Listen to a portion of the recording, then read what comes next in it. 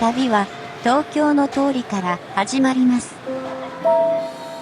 東京は東の首都を意味します。可愛らしさの中心、横浜とともに3700万人を超える世界最大の大都市圏です。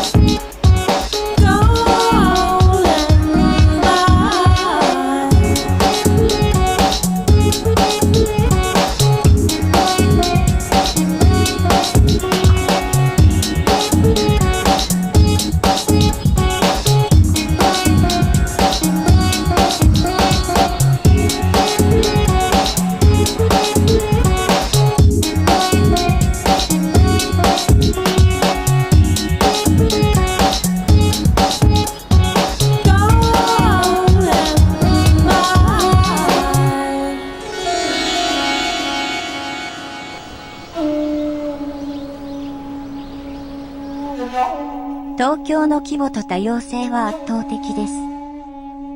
古いものと新しいものが互いにうまく調和する場所は他にありません。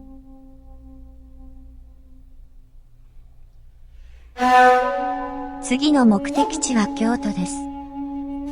日本で最も歴史的、文化的に重要な都市の一つです。